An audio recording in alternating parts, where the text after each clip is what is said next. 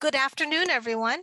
Welcome to this Thursday event focused for our student members of the HR ASPA chapter, but also for students in public service more broadly. And I'd like to welcome all and thank you for joining us for this Advice from the Trenches discussion. I'm Wie Yusuf. I am a professor in the School of Public Service here at Old Dominion University, and I'm also the president or current president for a few more months of the chapter. And then Dr. Marina Sait-Galina, who is our current president-elect, will take over for the chapter starting in July. So thank you all for joining. I did want to let everybody know that this event is being recorded. And the event will be available on my YouTube channel under the HR ASPA webinar playlist. So if you have colleagues or students who are unable to attend the workshop or this webinar, please feel free to share that information with them. To just kind of give you a little bit of an overview of the structure, I will leave it to our panelists to introduce themselves, talk a little bit about their professional background and their educational background. Then we have a few questions that I'll take about 40 minutes to just talk about advice, insights for students pursuing careers in public service. And then I would like to open up the floor for the remaining of the session for open question and answer session. So in the spirit of trying to maintain some fluidity, what I would like to do is ask if you do have questions for our panelists, please type that in the chat or save it for the end of the discussions, and you'll be able to unmute yourself and ask the question of our panelists. I had originally planned for having 3 panelists, but it only looks like a few of them, 2 of them are here. So we'll kind of start with our 2 panelists. And if our third panelist is able to join us, I'll let her introduce herself a little bit later. So Dr. Ron, Carlee, if you would like to start, and then Laura, you can introduce yourself following Dr. Carlee. All right, well, thank you very much. Very happy to be with you today, and thank you all for joining us. And it's certainly a pleasure to be on a panel with my colleague, Laura Fitzpatrick. She shared with me just recently some of the thinking that she's been doing about recruiting people into local government, and she's going to have a lot to share with you today as a person who is working in local government on a day-to-day basis. I did that for about 40 years, but now I am full-time at ODU, where my mission is to recruit people to work in local government or other areas of public service, and to support people like Laura, who are working there today. My journey in public service began as a politically appointed assistant to the mayor in Birmingham, Alabama, as a very young person at the age of 21. I was assistant to the mayor and undertaking a portfolio that was way beyond my capacity at that point. Yet it convinced me that I really did want to be in local government. I had planned to be a journalist, and I came into the mayor's office to help with communications, but decided that after about a week on the job there, it was a lot more fun to make the news than to write about the news, and I stayed in public service ever since. My undergraduate was in English. It was a BA from a school none of you have ever heard of, University of Montevallo, which is in Alabama, about halfway between Birmingham and Montgomery, truly in the middle of nowhere. A small liberal arts college that was at one point a women's teacher college before it became co-ed.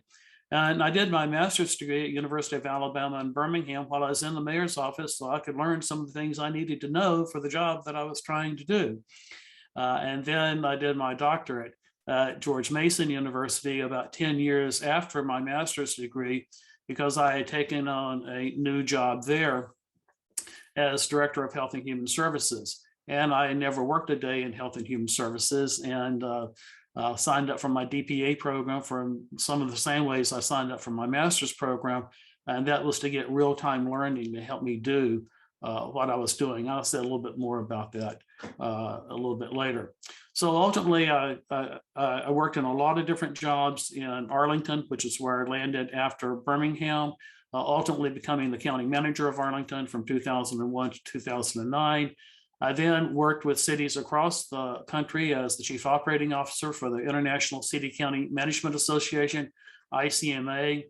Then I had an opportunity to be a manager one more time and made the decision to go down to Charlotte, North Carolina, where I was city manager there from 2013 to 2016.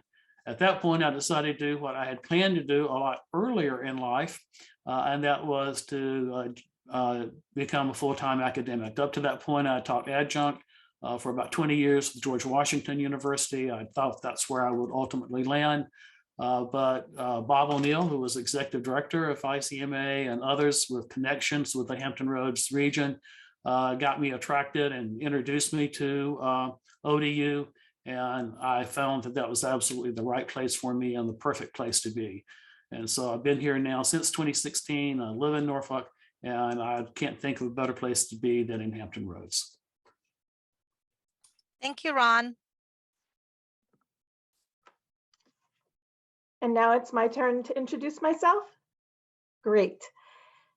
So first of all, I wanted to share, I'm Laura Fitzpatrick. I'm a deputy city manager with the city of Chesapeake, one of 4 deputy city managers. A personal thing really quick.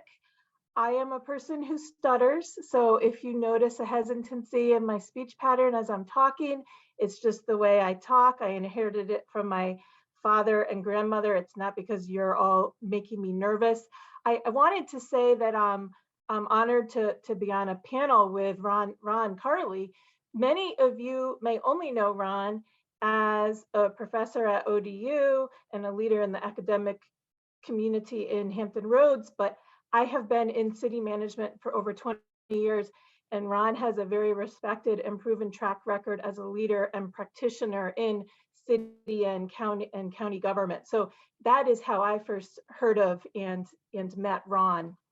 And he is a very wise person with a lot to offer. So this is going to be a great panel. So my background, my education is a bachelor's degree in business administration from the State University of New York at Buffalo. I went to college right after high school and studied business. In between, for a year in between college and graduate school, I was an intern in the city of Troy, Michigan, doing work for the city manager's office and the city clerk's office. I then went to graduate school full-time at the University of Kansas, where I achieved my MPA. I then returned to the city of Troy, and my first job in local government was assistant to the city manager in Troy.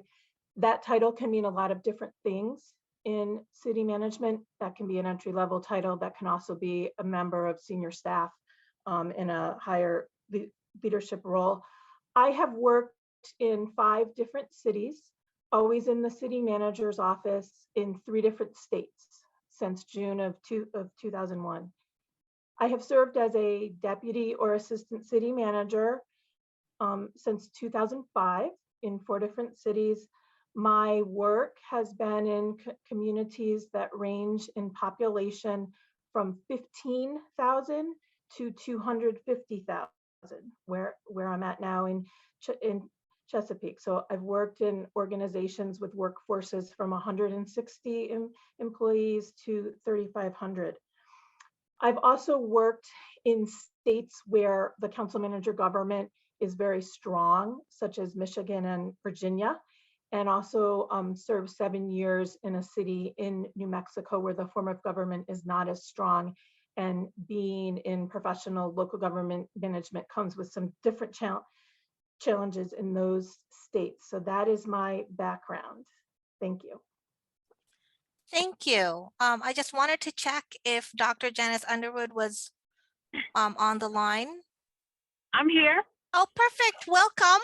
Thank you for joining us. We were Yes. just doing quick introductions. If you could just speak briefly about your professional and educational background. Well, thank you so much for the invitation. It's great to be with you. Please forgive me that I'm in my car, everyone. Just left some very incredible meetings. I'm in DC and still trying to get back to Hampton Roads. But my name is Janice Underwood, and I'm so pleased to be with you all. I most recently served as the Virginia Chief Diversity Officer to Governor Ralph Northam. It's the first position of its kind to exist in the Commonwealth of Virginia and to exist nationally with regard to reporting to a governor in a cabinet position. It is an exciting time and a challenging time for diversity, equity, and inclusion, which, by the way, is not critical race theory. I'm happy to define it and use it in a sentence for everyone today, just to make sure we all know what it is and isn't. But it's an exciting time because never before has diversity, equity, and inclusion existed so robustly at the intersection of government and politics at every level, local, state, and federal.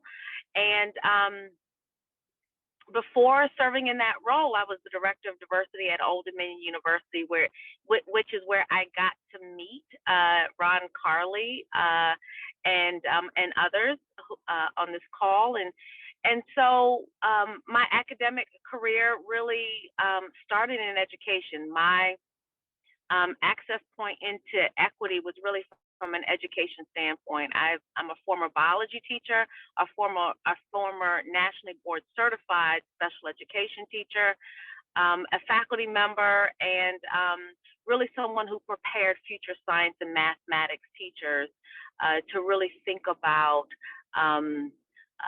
STEM education from the perspective of building a pipeline for those who are underrepresented in the field. And so I believe in the culturally relevant pedagogy framework and can apply it to any and every sector. And so happy to talk with you all and answer your questions, because right now, like I said, diversity, equity, and inclusion is a part of the ether and ethos with regard to government and local, state, and federal governance. So happy to be with you.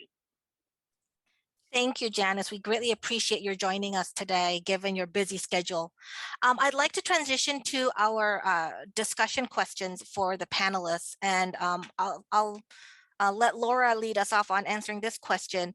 But I'd like to ask that you look back at your career and your work in public service and think about what advice would you offer to students who are just starting out in public service, and then what additional advice would you offer those who are seeking to advance within the ranks as they pursue leadership positions? Yes, thank you. So that is an excellent question. And those are questions that I could talk about for an hour, but I will condense my advice down to be more efficient. So first of all, a caveat, you will get a lot of advice from different people when you ask this type of question, when you ask for people to review your resume or cover letter. And just keep in mind that, just like in life, everybody has a different path. And career management has all different paths. People grow and move up at different rates, different pace, and there's no one right answer. And there are a lot of personal considerations when you're managing a career and figuring out what your path is. And also your path will change. Every plan will change. So just keep that in mind. Like everything in life, it's important to be flexible and have an open mind. So my advice to people starting out in a career in public service is, particularly if you have no full-time professional work experience, and this also does pertain to career changes as well. Your goal is to get that first job, and to get that first job in public service, in the profession you are pursuing. And that can be difficult when you're entry level, because you have minimal experience and you're competing against people that have more experience than you, that might have held that title before. So when you're looking at getting that first job, my advice is to keep three things in mind. You want that first job where you can apply and develop your professional skills. So communication, thinking, writing, presenting. You want a position where you are going to learn and grow. And you want a position that's going to help you get your next job, or that's going to move you closer to where you want to be in 5, 10, 15, or 20 years. So figure out where you want to be in 5 or 10 years and figure out what experiences you need to get there. So this can include stepping stones. Now, I caution you about the stepping stone thing when you're interviewing for jobs. I would try not, don't use that word in an interview. It's a reality of career management, and when we're recruiting and hiring talent, we realize, the smart hiring managers do realize that we're not going to keep the best and the brightest if we don't have growth opportunities for them. But don't use the word stepping stone in an interview. Just a really quick anecdote about stepping stones and keeping your eye on 5 to 10 and 15 years. When I was in my first job in the city of Troy, Michigan, assistant to the city manager, I was a staff aide. I was not a supervisor. I wasn't in a leadership role. My next goal was to become an assistant or deputy city manager. And I started to apply after I'd been in Troy for 2 years. I had never had the title of assistant or deputy city manager. I applied for that first assistant or deputy job. It took me over 2 years of interviewing. And I interviewed in person in 7 different cities east of the Mississippi. And that doesn't count all the applications that I put out and never heard from, or all the interviews that I did over the phone and didn't get the job. So after over 2 years, I got an offer. I was the number 3 choice in this job offer for the first deputy city manager job.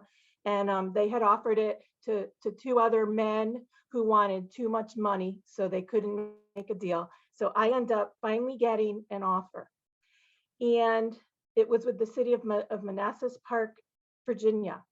This city is known to be a very difficult place for city management professionals. And I knew that. I talked to some people with ICMA and in the profession and in the state. And I had a mentor at my time said to me, well, this job can help you get the next job. If it's awful, you don't have to stay, for more than 24 months. So I took the job. It was difficult. Those difficult experiences can be like a boot camp, but it allowed me to get the next job where I went as an assistant city manager of a city of 90,000 people and stayed there for 7 years. So I just share that because it can be a ripple effect of where you want to go by doing some other things first. And in 2014, when I came to Hampton Roads, I was the assistant city manager of Hampton. And that had kind of been the job that I had been working for since I went to grad school in 2000 and got my first job in 2001. So I just share that to emphasize, be flexible about the opportunities, be strategic about where you want to be in 5, 10, or 15 years and what you need to do to get there. And just remember, you're at a competitive disadvantage if you don't have a lot of experience. It can be hard to make it past the HR screen. And on a positive note, once you have that first job and you have 2 years, 3 years, 4 years on the resume, you will be so much more competitive the next time you are looking for that growth opportunity. That's not to say there will not be a lot of rejection, because I've had 5 jobs and gotten rejected many more times than 5 times. So with that, I conclude my comments for beginning the career in public service. Thank you. Ron, would you like to add anything to Yeah, that? I'll be happy to. First of all, let me welcome Dr. Underwood. If I seemed a little distracted at the beginning of our panel, I was furiously texting with Dr. Underwood. I've only seen her on Facebook the last few months, so it's so good to see you face to face. She's one of my favorite people in the whole world. and she brings the experience from having just been in state government, which is something Laura and I do not have. I love the way that Laura started this off, because it was the same way I was going to start, and that is to expect disappointment, but don't let it get to you. Use it to your advantage. Jim Collins talks about getting a return on luck, and whether you have bad luck or good luck, turn it to your advantage. And I loved your story about how many jobs you got rejected from, and looking forward. So when I got my master's degree, finished it up in about 1979, I made the decision I wanted to be a city or county manager. And true enough, I became one in 2001. So sometimes our 5-year goals take 20 years to accomplish, but everything that took place over those 20 years prepared me to be a manager. In fact, I was rejected as manager from Arlington 3 years before I was appointed. And I was very disappointed in that. And it was one of the best things that ever happened to me. I was not ready to be manager, and Arlington was not ready for me to be manager. But 3 years later, they came to me and they actually appointed me interim, and then appointed me permanent manager in a non-competitive appointment, which certainly wouldn't have happened before. So know that there is going to be some disappointment along the way. I have found that everything that worked against me worked for me in the end. But you've got to maintain your confidence. You got to be confident without arrogance. You got to be confident with humility, and you've got to be resilient. And some of you, as I've talked with you, who are my students and others, feel what's called the imposter syndrome. You find yourself in these positions. I know Laura has felt this at times. And, who am I to be here? And we all experience that sometime. And just know that what that is telling you is that you do have a little bit of sense of humility, that you don't know all the answers, and none of us do, yet all of us can be really great, can bring real value to public service. Very quickly, I would say a couple of other key pieces of advice is talk up rather than talk down your colleagues. Promote your organization. Always be sensitive to the importance of your organization's reputation to you, and supporting of your bosses. Now, you all have, most of us have a bad boss at some point along the way, but it's important not to contribute to a negative reputation, and to lead up and let your bosses know that you're invested in their success. And finally, I would say, accept every special assignment offered, interim assignments, whatever. And if they're not offered, volunteer if you've got some good ideas. Don't expect to necessarily be paid for it. What people want to see is that you care about the organization and you're willing to step up, and do so without concern for the financial side of it, because ultimately that will come if you prove yourself in those opportunities when they present themselves. Thank you, Ron. Janice? I won't repeat what they said, but I think in summary, begin with the end in mind, right? As a new career or early career, you're thinking, think about what that dream job is. Maybe it is the city manager of Arlington, right? So every, it was mentioned, every stepping stone is a coordinated set of activities that get you to that dream job, or wherever your idea is, and of where you want to be. And so think of it like that. And in terms of rejection, it happens. I was just rejected in my job search. Just a very quick story, as the young people say, I'm gonna give you the tea. I was rejected for a chief diversity officer role for a particular agency, and in Virginia, and they're very familiar with what I did for Governor Northam, and yet they still rejected me. So I say that to say, Ron is spot on. Take every rejection as a learning opportunity, because it will work for your good in the end. Thank you. So I'd like to transition to our next discussion question, which is about educational experience. And so how has your educational experiences helped you in public service? And what should our audience here today consider as they think about pursuing graduate education in public service related fields? And Ron, Professor Ron, I will let you start. Well, it's been critical for me. Again, I started work in the mayor's office, having never taken a course in public administration, and suddenly I'm in a role of significance. And I was there based on alignment with the mayor in policy areas. But what I've discovered very quickly, no matter how good your policy ideas are, if you can't get money and support for them, they're not going anywhere. And so I blew off journalism school and signed up for what was a master's in urban studies at UAB, it's MPA now, specifically so I could gain the budgeting and analytical skills I needed to be effective within a governmental organization. And then when I was appointed Director of Health and Human Services in Arlington, I knew that I was never going to have the technical skills around social services or behavioral health or public health, which were the three large departments in that portfolio, but that wasn't my job. My job was to integrate those together. And that's why I enrolled in my doctorate in public administration at Mason, was really to study interorganizational relations, or as we like to say at ODU, multi-sectoral collaboration. How do we get people to actually work together? And my whole doctoral program was around that. My dissertation was on it around today.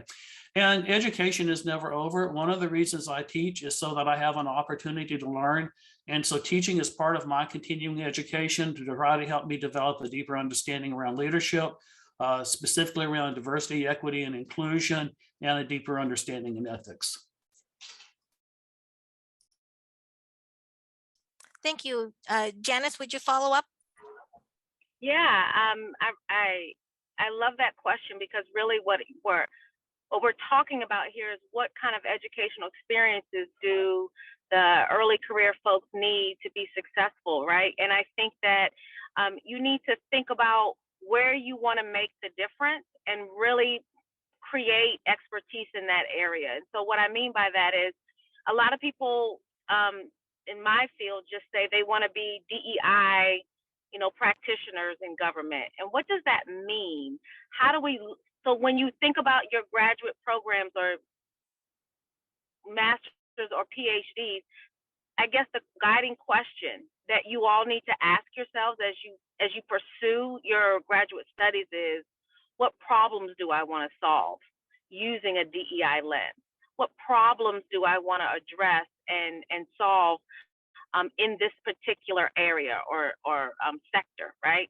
And so if you think about it from that perspective, that will guide you into where you need to take a deeper dive and get that graduate education.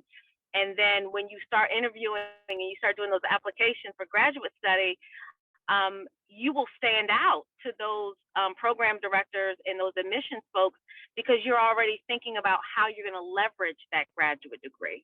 So really think about it from that perspective, as opposed to, I just want to go this program because that's where everyone says I should go, or this is the premier program, or whatever other institutional barriers are presented to you. Think about it from the perspective of, what problems do I want to solve? I really appreciate that insights. And I want to turn the question a little bit for Laura and ask specifically about, more also how the MPA program had helped you kind of launch that next step of your career. Yes, so that was just some great advice from both of the other panelists. And I think also what they're getting is sort of tapping into your passions, which will make the education process more gratifying. So I have a very, classic public administration background, and also with the undergraduate in business. So the academic work, particularly because I did it before I began my career, I think the experience of students who are already practitioners is much different and much richer, actually, than the younger students. And again, different paths. So it gave me good building blocks. And I think just a general advantage of college and graduate school, no matter what you study, are the rigor of the academic process and the thinking and writing and communication skills. Obviously, if you're looking for a career in public service and you have a master's in public administration, you're going to score higher on the bureaucratic HR screenings on your job applications, which those are critical for getting through the door to the hiring manager's desk when they're looking at who to interview. And when we're hiring people, when I'm hiring people, I am viewing the academic credentials as a ticket that is punched. But what I'm really looking for, and it's very important, and more important in some professions than others, but I'm really looking for the professional skills as exhibited, in the interview and through experiences, and then a track record of results in the world of work. Just a really quick anecdote. In January of 2021, went back to school after 20 years. And I, in a couple weeks, will have completed a graduate certificate from Penn State's public administration program in public budgeting and finance. And what that is just 9 credits of public budgeting and finance classes. And it was something that had been on my radar for years. And, but who wants to go back to school? Excuse me. And finally, I did, oh my gosh.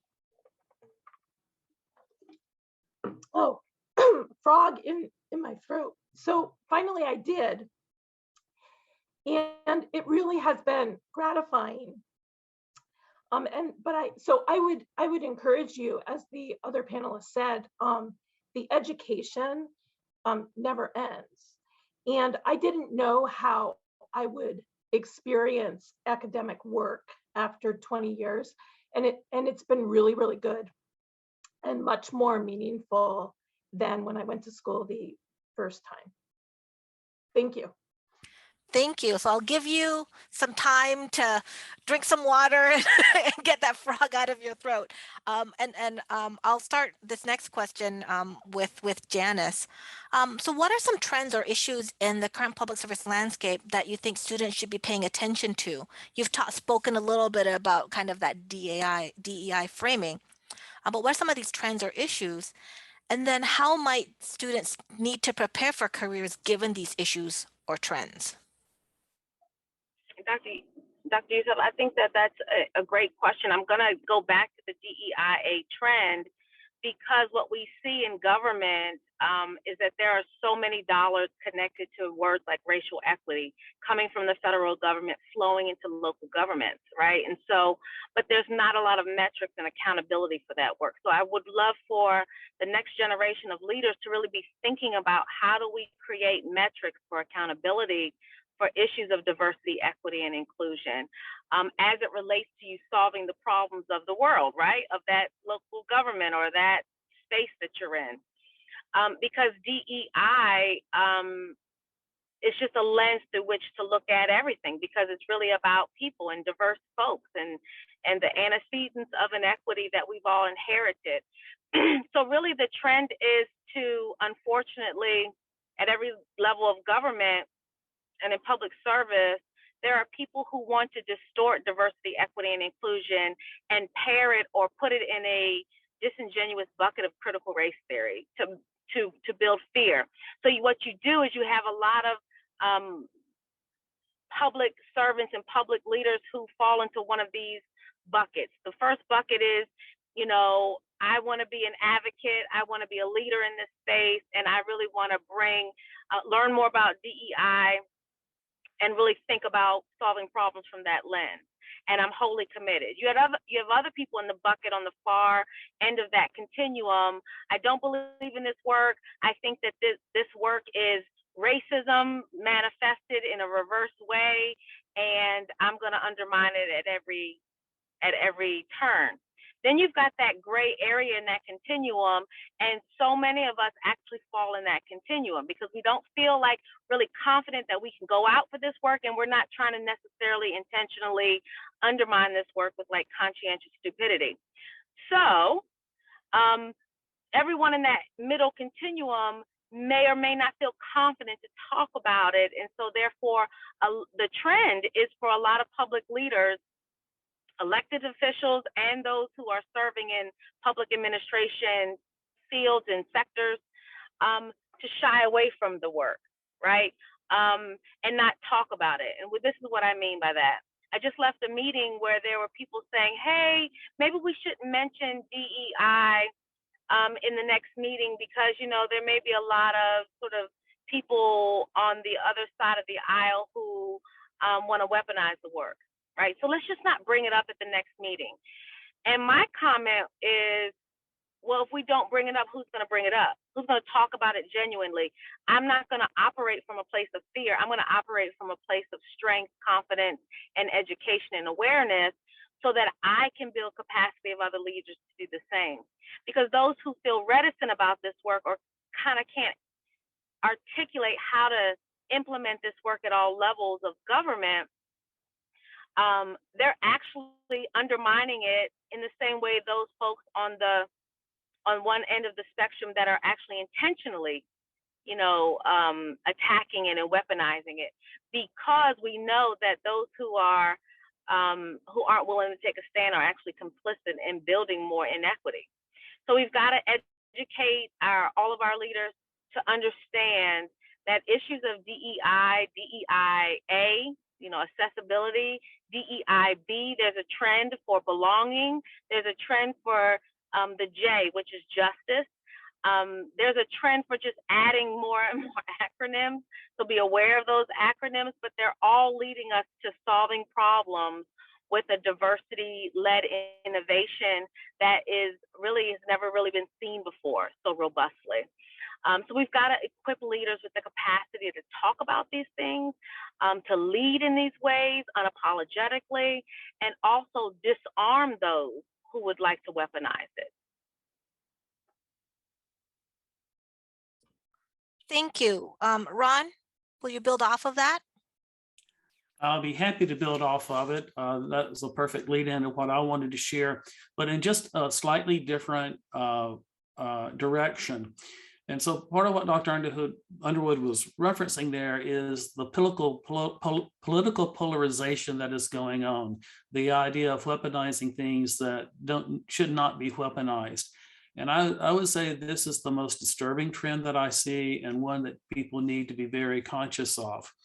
You need to make a decision about how political you want to be and how visible you want your politics to be. You need to think about what your social media profile is, and even at the earliest age, begin to build that social profile in a way that's consistent with what you want your image to be as a public administrator, because any job you apply for, they're going to do a social media search of you, and everything that's out there will be identified. And if you've got things out there that are problematic, then you need to be prepared to address them.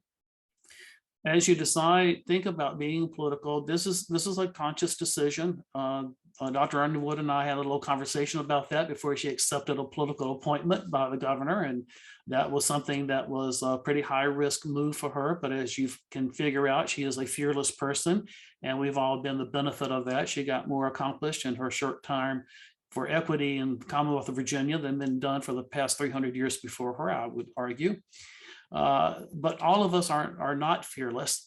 And so you really need to think about it. I'm registered unaffiliated, and I have been such for over 30 years. I've not been involved in any political campaigns, and I do not get involved in any campaigns for supporting anyone or being involved in advocacy groups.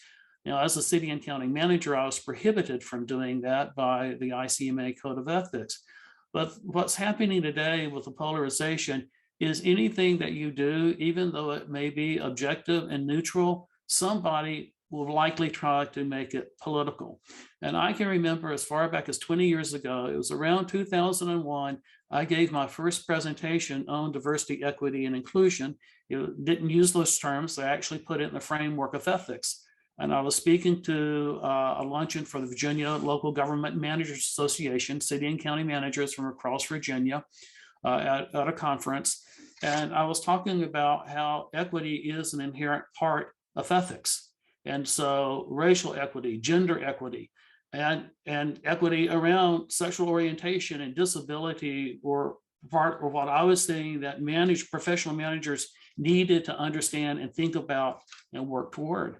And I remember one of the managers coming up to me afterwards and said, that was just too political and you really shouldn't go there. And I was trying, and what I've tried to explain to managers ever since, because I've always been challenged in this area, is equity is not a political issue. I maintain that equity is an ethical issue.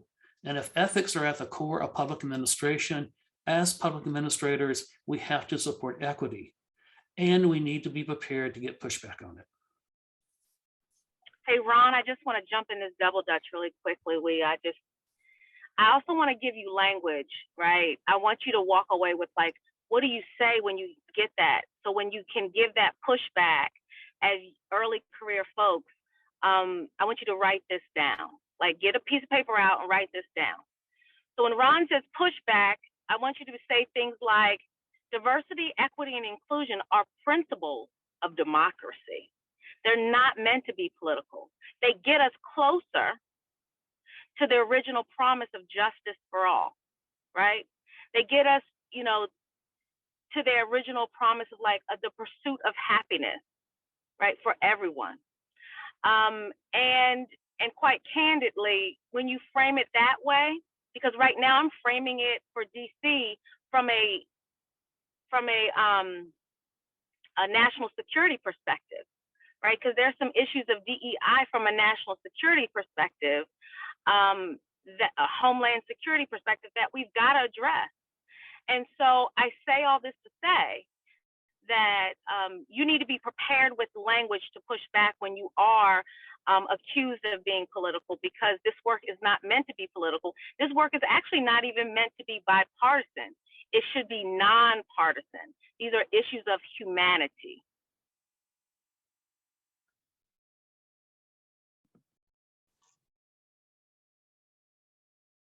Thank you for that, Janice.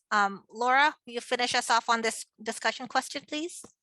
Yes, and I just wanted to highlight a quote that Dr. Underwood said in her comments. She talked about operating from a place of strength, not operating from a place of fear. And that is such good nuts and bolts leadership advice, professional advice. And I just wanted to put a point on that. The discussion on equity is so interesting because a benefit of the Masters of Public Administration before I began my full-time career is you learn about the principle of equity. And when I was at University of Kansas in 2000 and 2001, we learned about that. I brought it to the city manager's office. You treat all the citizens the same, you apply the same rules, and that is a very good guidepost for our work. And that term is polarized now. People view it as trendy or a trend, and it's at the foundation, like Ron was saying, it's at the foundation of ethics. Food for thought just on the polarization and DEI. Using good skills in the workplace, good relationship building skills and communication skills can be a tool to overcome some of these issues and some of the skeptics. So just general comment, I think a lot of this comes back to our relationship skills and our ability to connect with other people and get along with other people in our organizations. All right, so I'd like to close out the panel discussion with just, are there any final or additional insights or advice that you'd like to offer that you didn't get a chance to cover or to talk about? And Laura, since I think you looked at your notes, you can take us away on that one. So 3 things. And before I forget, I'm happy to talk with anyone on this call if you're figuring out how to launch or reinvigorate your career in public service, you can find me on LinkedIn. Please feel free to reach out. When you are looking to ascend in your current organization or interviewing for new jobs, I view the world of work and leadership through sort of three lenses: results, relationships, and communication. Hiring managers, your boss, you want to be looking at things that you can do to make the boss's job easier. How can you help the boss get results? When you are interviewing for a job, that hiring manager, they are tasked with this big list of results. You need to demonstrate how you are going to help them get results.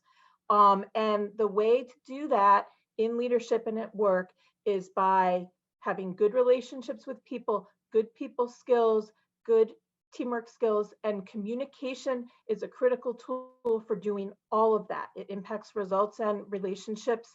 And by communication, I mean informal and formal. Reports and emails and presentations.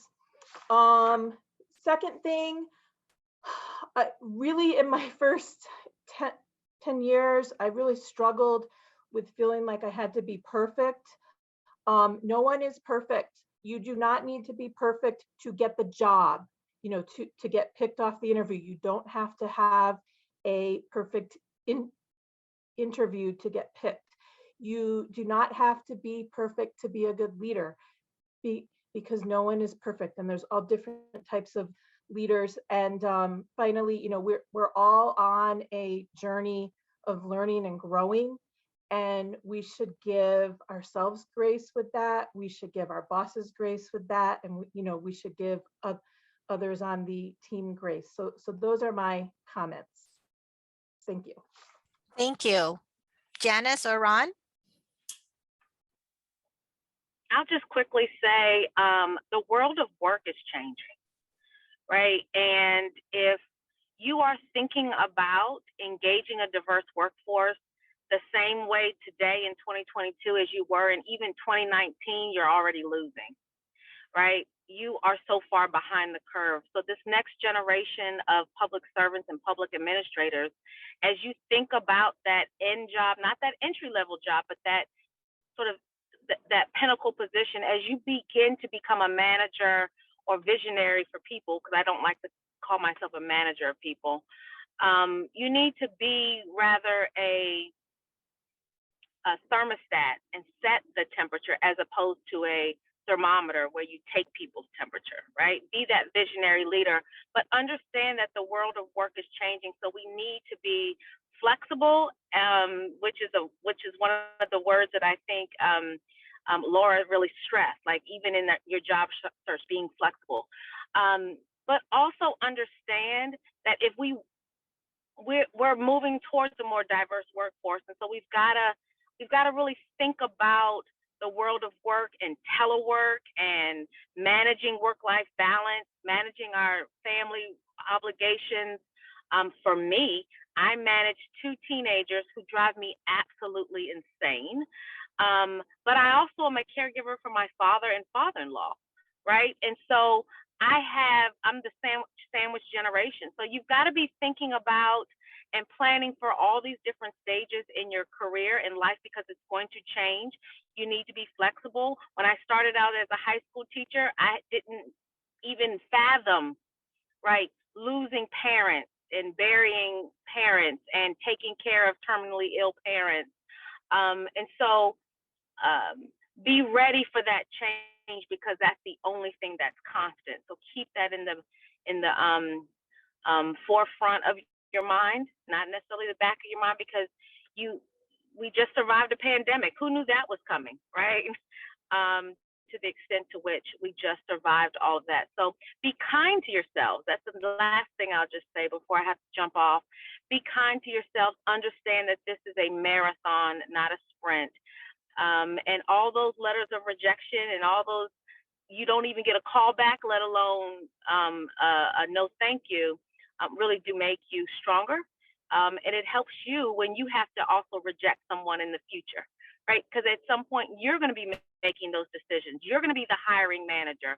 And so think about how you felt in these positions, because as you move through and are promoted in different realms, people don't always remember the folks who rejected them, or the people that those bad managers or bad bosses that was mentioned earlier. But people remember how how they feel.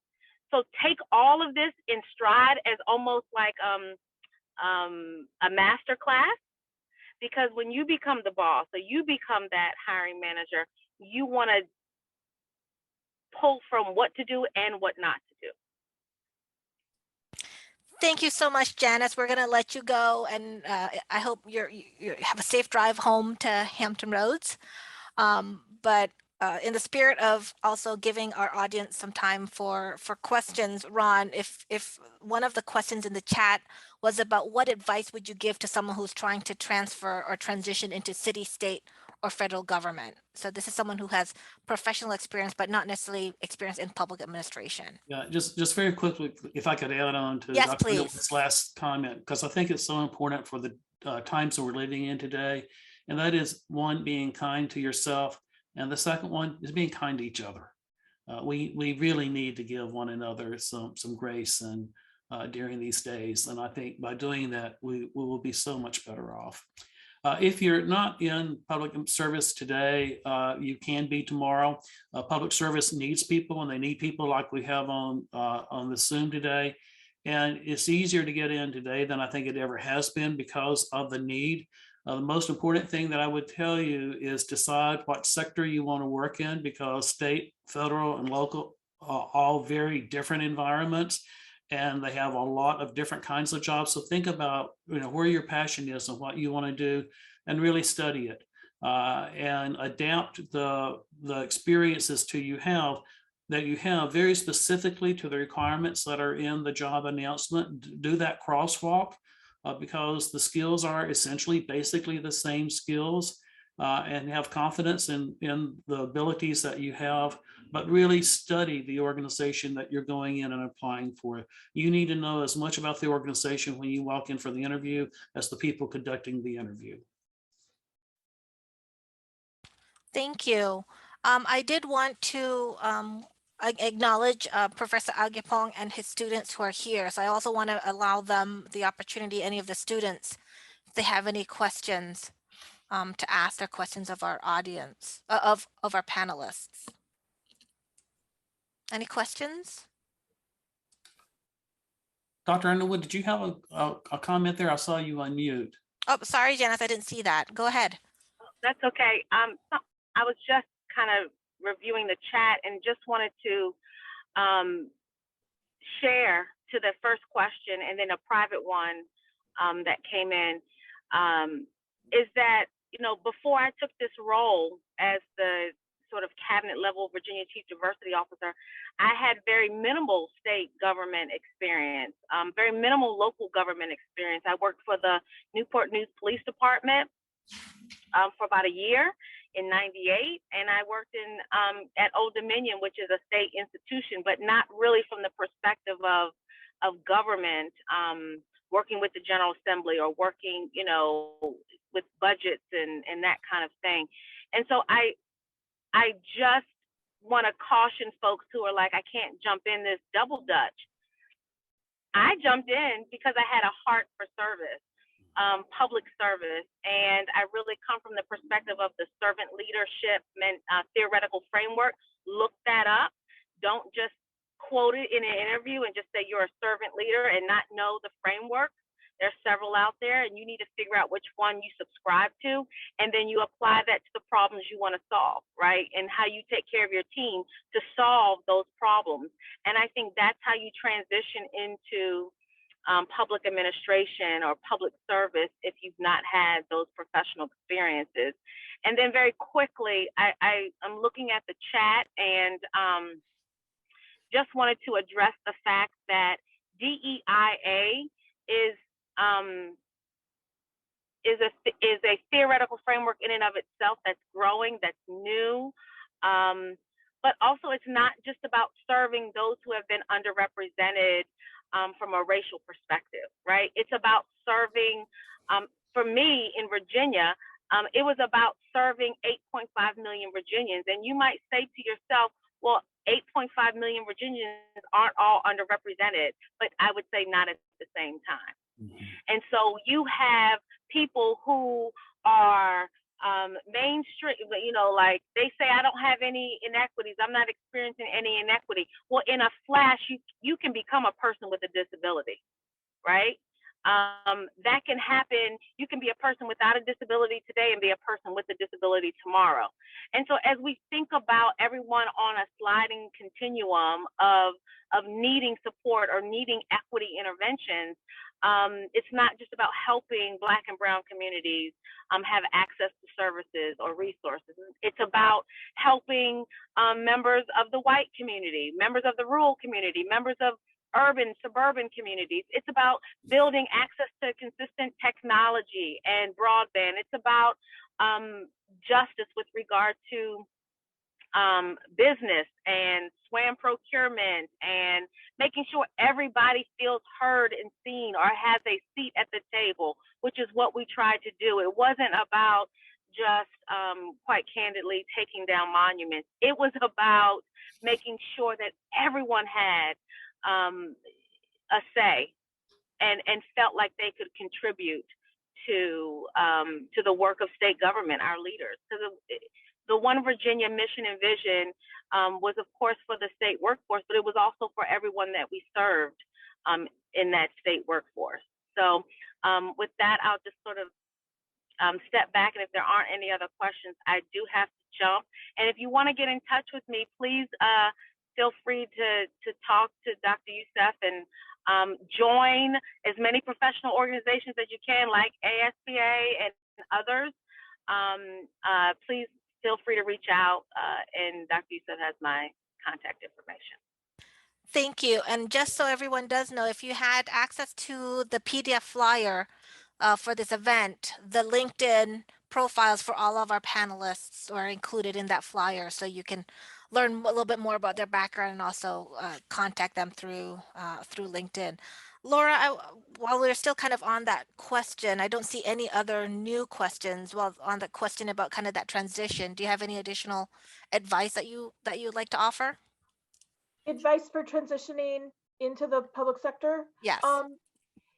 Yes. One aspect when you're transitioning mid-career is you may have established some expertise and a level of compensation in your field in the private sector or in another sector. And a lot of times, I talked at the beginning of this panel about making strategic decisions when you're managing your career. Sometimes to move forward, if you are able to take a cut in pay temporarily, this actually can advance you. I was talking to Jan Perkins once. She's a famous city manager from California, and she told me that to get her first, it was one of her first city manager jobs. She actually went from being an assistant city manager in a big city to a city manager of a smaller city. And it actually was a cut in pay, but then it allowed her to get on a trajectory of city management. And that often can be the case if you're switching fields because you're not a subject matter expert in the field you want to switch to.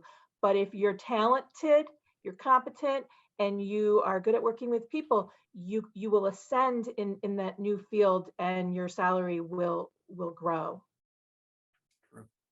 Thank you I'd like to a quick round of applause for our panelists. We are at time. I greatly appreciate the advice, the insights that you shared and you brought to our audience. I like to thank our audience for joining us. It wouldn't be an amazing panel if it was just a panelist talking to each other. So I appreciate you being here and joining us. And if you missed out on some of the earlier HR ASPA events, one of the topics that was mentioned, for example, was this idea of the virtual workforce and the virtual office. We've had previous seminars or previous webinars on this idea of kind of that next level of the workplace. So please feel free to check out the HR ASPA YouTube playlist for some of our previous events.